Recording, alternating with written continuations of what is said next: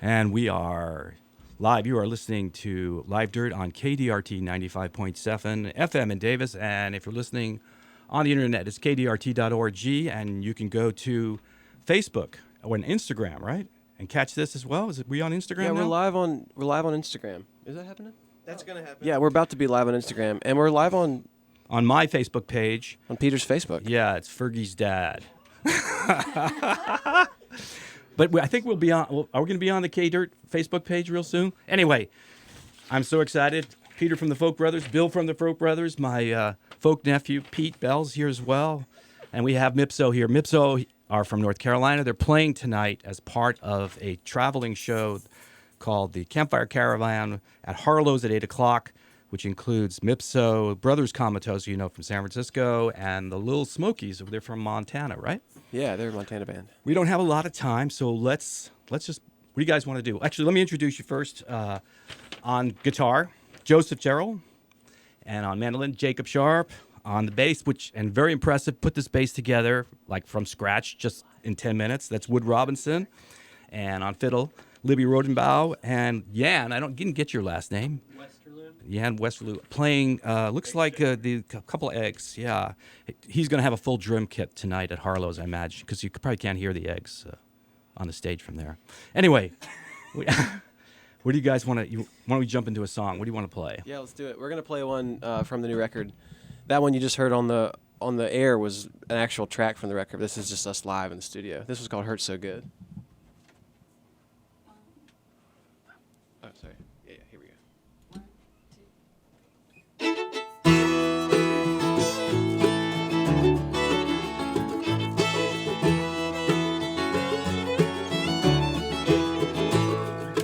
Hey there, Molly, hold your lamp up high. Meet me in the woods around midnight. We're to and fro, didn't know that it would hurt so good. Laid down easy in a bed of moss. I can still hear the crickets we were pushing off. And now it's gone, but it ain't lost, no, because it hurts so good. It hurts so good. Soft shoe dancing in the cottonwood. We thought we shouldn't, knew we should, yeah, because it hurts so good.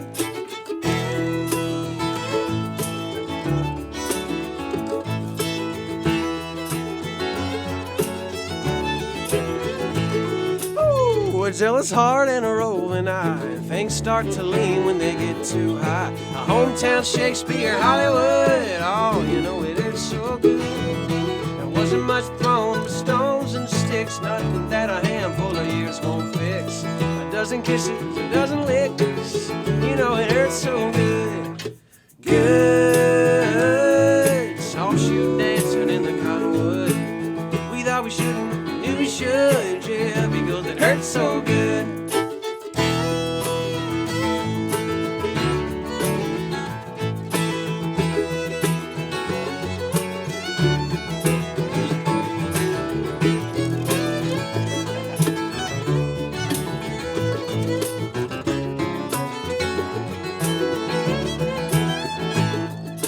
Hey there, Molly, walk softly now. Look back and laugh what we figured out.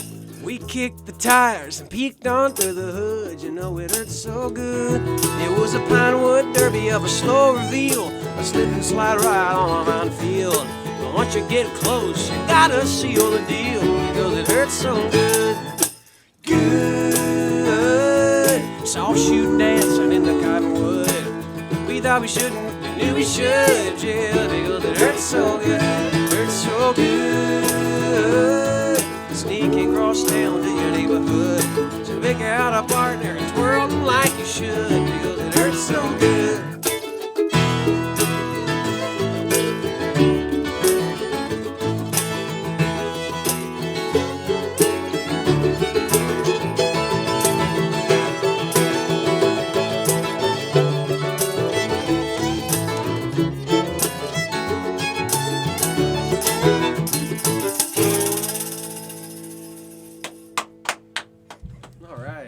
All right, that's Mipso with "Hurt So Good." It's a song that Joseph, you wrote that, and it's from your new album. I feel like David Letterman. I'm going to hold this in front of the new album is coming down the mountain, and Libby wrote the title track, which we heard as before we went on live. Can't see it, can you? Yeah, and I Sorry, think it's Facebook. available at all fine music outlets. And even some of the not so fine ones. So once again, you guys are from you're all from North Carolina, right? You all grew up, a bunch of you grew up in Greensboro area, is that right? Mm-hmm. But the common denominators, did you guys all meet when you were at Chapel Hill at Carolina? Yeah, that's as right. undergraduates. We were undergrads, and we weren't even studying music or really. We didn't even have Craigslist ads up for making a band. We just were kind of hanging out and ended up playing music together and ended up learning songs together and ended up getting booked for gigs together, and it kind of happened accidentally after that. So Joseph, Jacob, and Wood were the original so-called Mipso trio, and then you knew Libby, and she was sort of playing with you for a while, and then I read, Libby, that you took a year off and you went to Chicago and went to the Old Town School, and that's a cool place. That's when they formed the band. Was when I was away, and I came back and they were small town celebrities. Yeah, you guys really identify with that area. I mean, we know, and a lot of this guy's been responsible for turning me on over the years to some really cool music from that area. I know you play. I know because I know Andrew Marlin produced your second album or something like that. Our first and second album. Yeah, and then Brad Cook produced your most recent one. That's right. He and Phil are in they were in Megaphone. They're on break now, right? But they play with His Golden Messenger. Yeah, they both do, heavily involved with that. Yeah, and group. Phil did some music for his wife, my daughter's, some of her videos that she made when she was in grad school at Carolina. So you guys are like family almost. But I mean, what is it about that area that it's so incredible musically? And you guys, it's not just that it's great. I mean, we know bands also like Chatham County Line. I mean, who really identify. We've seen them. They always tour with the North Carolina flag behind their set. I mean, you guys are really proud of the state and especially of that area, huh? Yeah, it's true. And a lot of us that you mentioned are from North Carolina, and I think there's a healthy element of people drawn from traditional music that's like from that area too. But a lot of the folks you mentioned too are from other places and have moved there. So I guess the word is out. That's right. The Cook brothers come from Wisconsin. Yeah, that's I true. heard to make fun of that. Yeah. So we love Wisconsin too, but yeah, they moved to North Carolina, so that sort of says it all.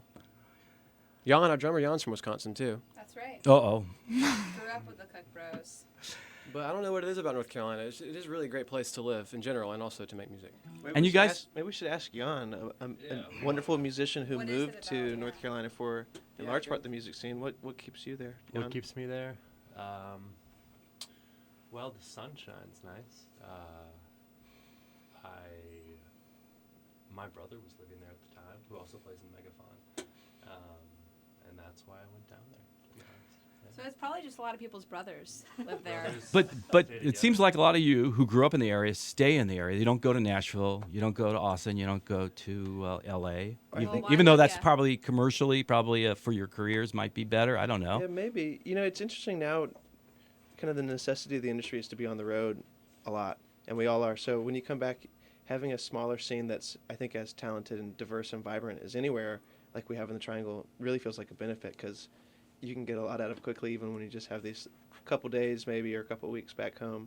And the Triangle's community, especially the music scene, is so supportive and kind of fully integrated with one another. So it's a cool place to be inspired and play music with other people as well. It just seems so amazingly so. And then, the whole state. I mean, Asheville also has this old total music scene as well. So it's great.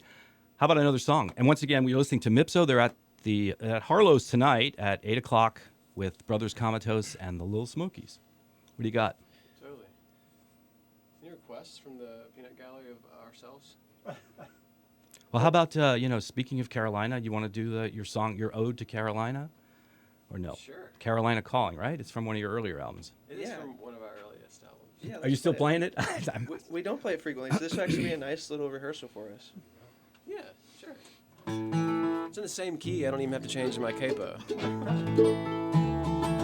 This is called Carolina Calling, and we don't play it much anymore, but it's kind of one of our hometown tunes that people know back at home. So see what you think, California. We've also noticed that Yeah. you Syllable can wise. say California in place of Carolina if you want to manipulate it for your own purposes. It's on SoundCloud later. Okay. 1, 2, 1, 2, 3.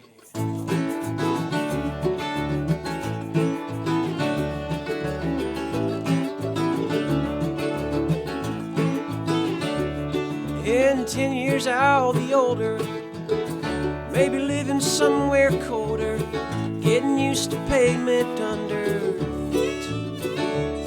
And these'll be our good old days, all the scenes we'll replay before we scatter in the breeze. They say you can't go home again. They say you can't go home again. But I hear a quiet voice begin. It must be Carolina calling me. It must be Carolina in these things that follow me. It must be Carolina reminding us of how we ought to be. Must be Carolina calling me. Calling me. Yeah, we're gonna have to face it.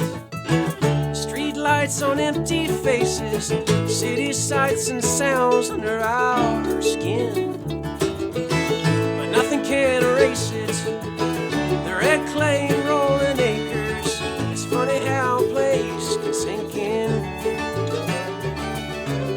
Someday I'll realize my mistake. Someday I'll realize my mistake. And I'll reconsider my escape. It must be Carolina calling me. It must be Carolina in these things that follow me. It must be Carolina of how we ought to be. It must be Carolina calling me.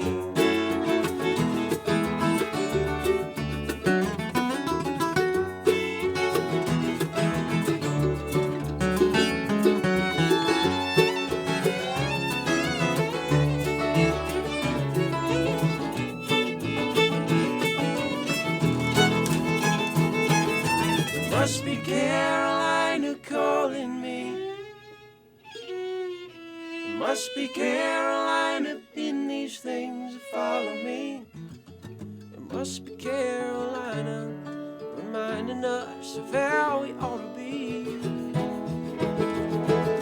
It must be Carolina calling me. It must be Carolina in these things that follow me. It must be Carolina reminding us of how we ought to be. It must be Carolina calling me. Call me.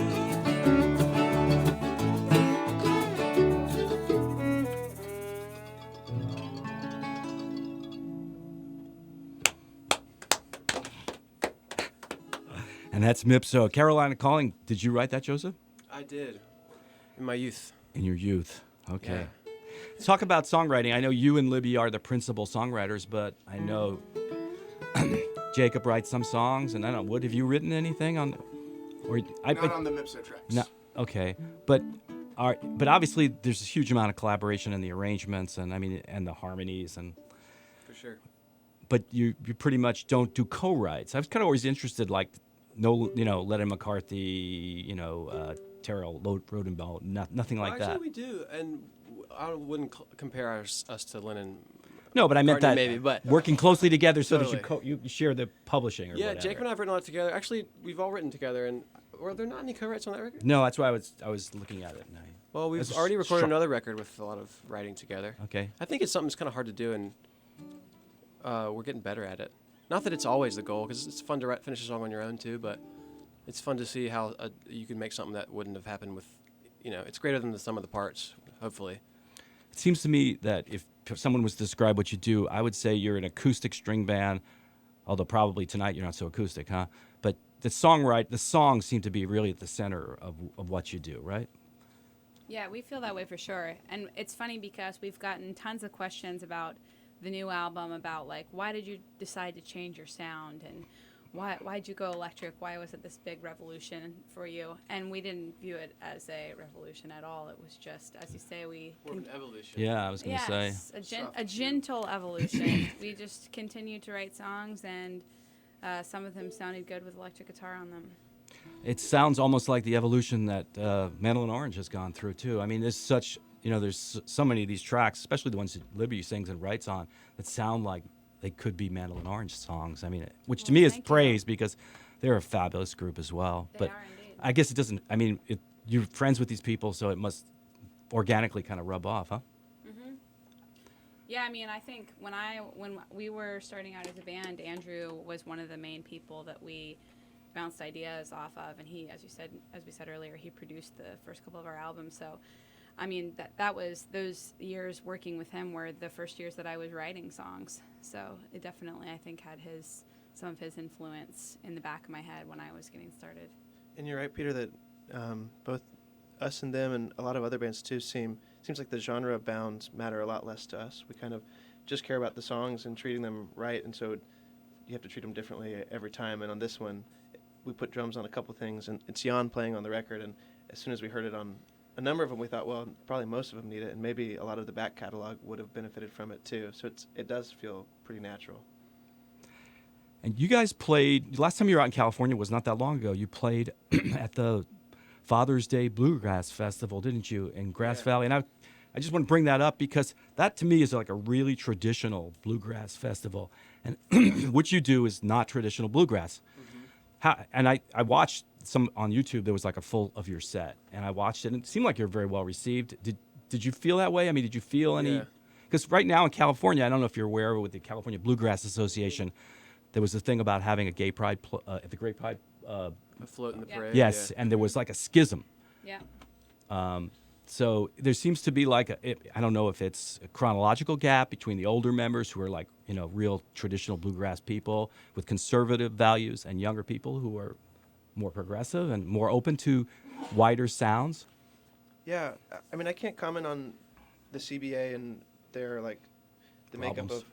of what that went, but we definitely have friends who are closely involved with it and who have been playing a really cool role and kind of helping to start those conversations that hopefully lead towards a more open and progressive community, which is what I think we all want in different ways. Our experience going to the festival was that it was, ironically, for a bunch of North Carolinians, the most conservative or traditional bluegrass festival we'd played.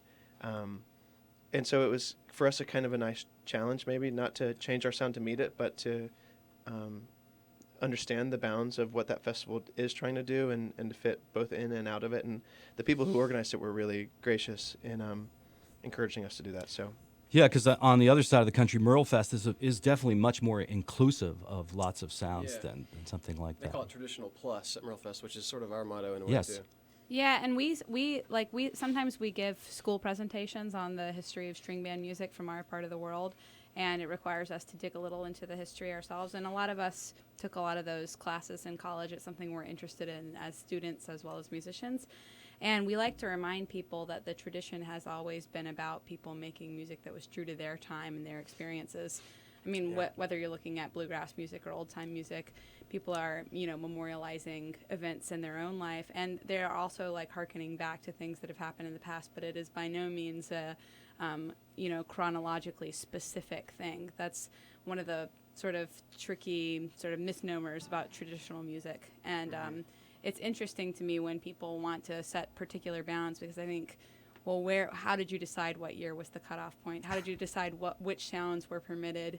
Anytime that you dig deeper into the traditional canon, you find all these things that are considered traditional that were added, 10 years ago, and things that are considered brand new that were part of the tradition 100 years ago. It's just these. It's a sort of a pointless exercise to try to get real specific about what counts and what doesn't. and bluegrass is interesting within that kind of context because it does have a pretty specific start date as a genre, but its start was marked by the breaking of a lot of rules. So it's funny now to think back to trying to preserve that in a unique or rigid form, because the whole point of it at the time was that it wasn't, and because of that was radical and loud and brash and thus popular. And Yeah, I think Bill for the Monroe same was reasons. a revolutionary dude. Totally. Yeah. I think somebody who carries the spirit, like if the purpose of memorializing it is to like wear overalls and pretend you live in the 1940s, I just don't get that really. I think the cool thing about it is that it is a living thing that we're a part of, and maybe part of the secret of North Carolina is it feels a little bit more present. It feels like it is part of the landscape in a way that's a little bit more natural to play with. But a dude who does I think Peter Rowan has a cool spirit in the bluegrass world because he doesn't see the divisions. He'll do whatever the Tibetan music, and then he loves the vibe of the old Bill Monroe stuff too. That's cool. Yeah, he's a remarkable, creative guy. That was a long-winded answer. Thanks for indulging us. No, Bill and I have been talking about this, for years. This whole issue about, in the folk world, right? We have what we call folk Nazis, and they, once something is not traditional, then it's off limits to some people. Some DJs won't play stuff that they won't play singer-songwriter records and because they probably wish that Eisenhower was still president too. It's just a shame, But we shouldn't get too far off from this commentary. How about you guys are great. How about another song? Cool. Yeah, let's do it. Should we do A Burden with Me? Sure. Yeah, here's one. This is a good example of us, a non-traditional bluegrass or old-time band. But this is a song I wrote, but I definitely wrote it with an older ballad tradition in mind.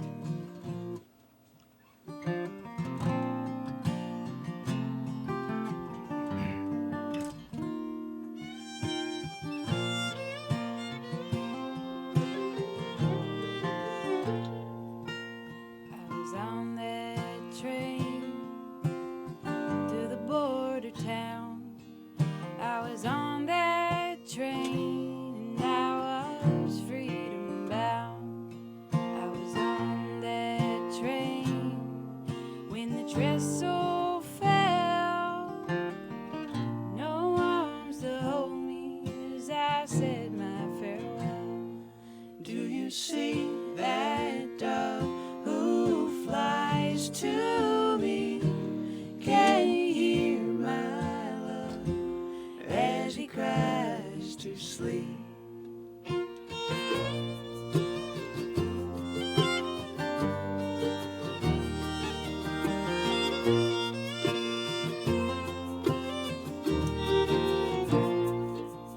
Where the Mackinac River meets the great Illinois, there I gave my love to a low-born boy. I was lost in the light of a flame burning wild, and I felt the stirring of a star-crossed child. Do you see that dove who flies to me? Can you hear my love as he cries to sleep?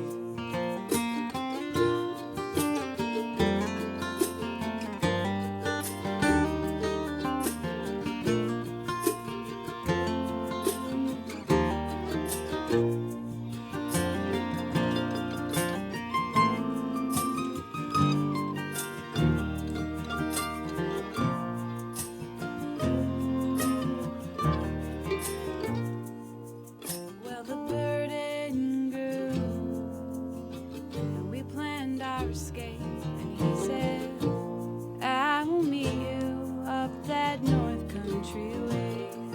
I was just past Eureka when the engine broke free.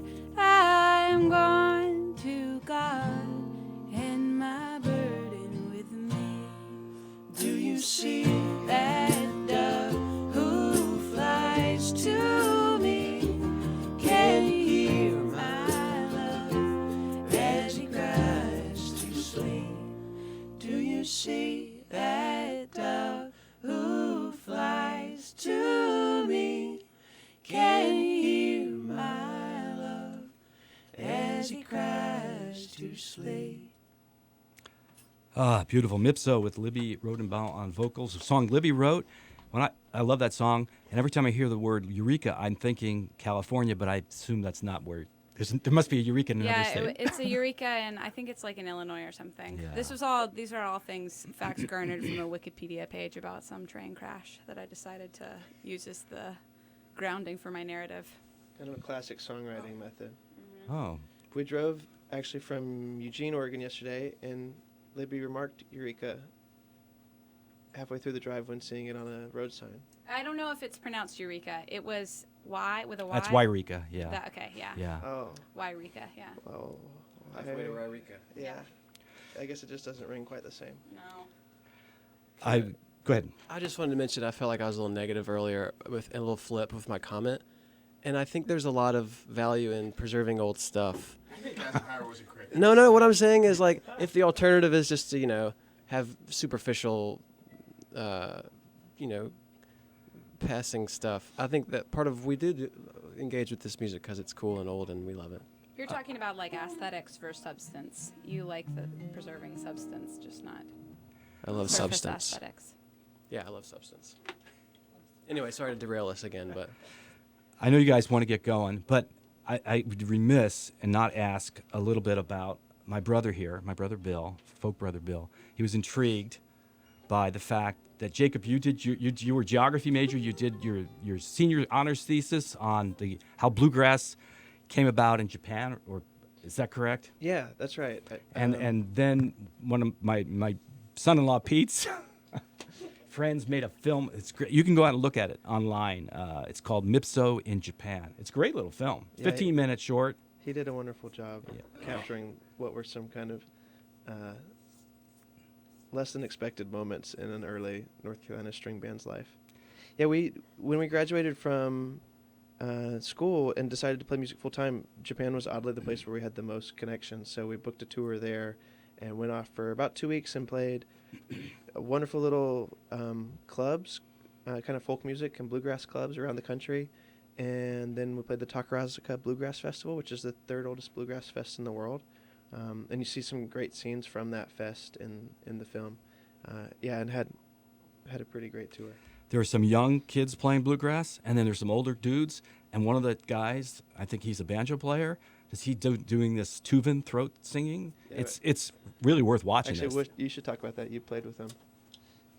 Yeah, his name was Satoshi Hara, and he did some really beautiful Tibetan musics on banjo, which surprisingly enough you would think it wouldn't compute, but it really makes sense. And so he did some Tibetan throat singing, and then he did a really beautiful number called Freedom Tibet, which was a pretty amazing protest song about the state of politics in Tibet and their imperialist overlords, the Chinese. What came off to me in that short film is how you connected with people from young to old. I don't know if that just was the way the film was made, but it certainly looked that way. Yeah, I think we felt that, and I think for us too, as really a band without much chops at that point, it was a cool time because of the language barrier to figure out kind of an important part of what I still hope we have in our performance, which is having that emotional connection with the crowd, regardless of how you're similar or different. And that was a fun challenge for us to kind of get closer to that on that tour. Check the film out, Mipso in Japan. You guys got time to do one more? Yeah, absolutely. What are you guys in the mood for? Anybody in the room? Oh yeah, let's just spin 'em around. That'd be fun. Sure. All right, we'll do another one from the new album, Coming Down the Mountain. And thanks to you all for. Let's do it. Thanks for having us. Once again, Mipso's going to be at Harlow's tonight at 8 o'clock. And also, you're going to be at the Great American Music Hall this weekend. If people That's right. Friday, 2 nights. Friday and Saturday. I was going to ask, it's Hardly Strictly Bluegrass Festival. You guys are not playing at the. You're going to obviously have a chance probably to go. I think on Saturday we're going to go check it out. And when Libby's going to do something cool at the fest, actually. Yeah, I don't even know exactly what it is, but it's something with Compass, and I think that I'm going to be with some other fiddle players playing behind Bobby Osborne, which is pretty cool. Wow. Yeah. Yeah, we're excited to be in town for that weekend. It seems like it's a cool. I cool hope time. you get friends and family back passes, because otherwise it's unbelievable. There's like 500,000 people there. It's just, if you've never witnessed it, it's beyond so immense. Cool. Yeah, Yeah. it's just. really cool that isn't it free? It is free. That's awesome. To the extent that it's almost so difficult to get to move around, but it's worth. And they stream from all the stages. It's now. Cool. It's quite a That's really thing. the spirit of the music. That's cool that it's free, that people can just show up. Yeah, Warren Hellman wanted it that way. This one's called Spin Me Around.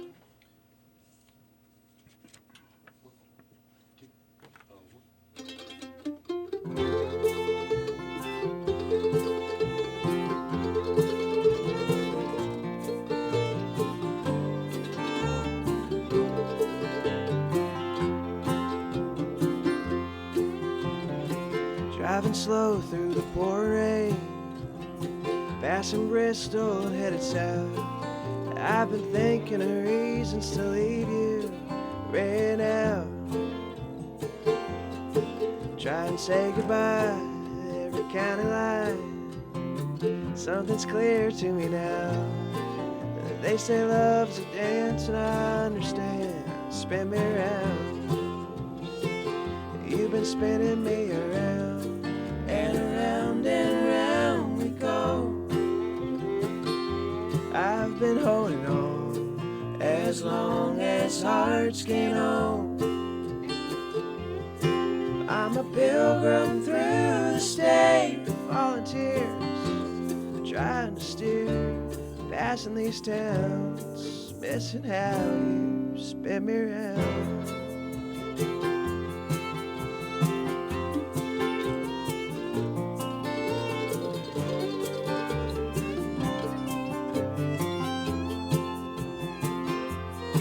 There's a currency of a guilty plea. It's in promises and lies. And it's funny how fast you can pass to the other side. There's a barroom we found in a room that's round. What is time but a song? What is love but a dance? Two children, one moonlight trance, on and on. You've been spinning me around, and around and around we go. I've been holding on as long as hearts can hold. I'm a pilgrim through the state of volunteers, trying to steer, passing these towns, missing how you spin me around.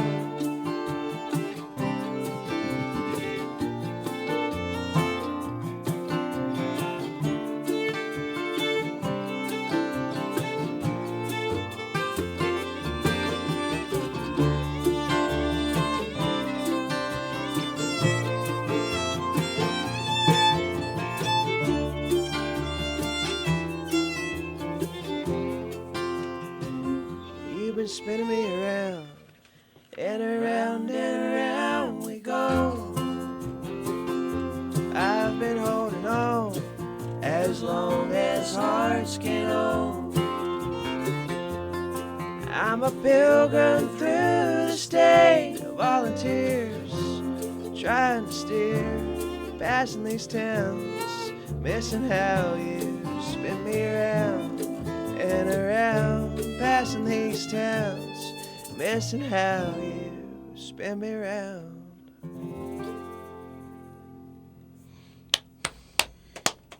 Thanks so much for coming down. Once again, Mipso's at Harlow's in Sacramento at 8 o'clock tonight. Guys, good luck with everything. Thank you. It's great to Honored meet to you meet all. the Folk Brothers. Yeah. Thank you for having us. Yeah. Great. We're going to go out with something. We're going to play some more stuff from the album. This is their new album once again. Where is it? I guess we're no longer on Facebook It's Live. beautiful for radio. Coming Down the Mountain. This is another tune that Libby wrote called Cry Like Somebody.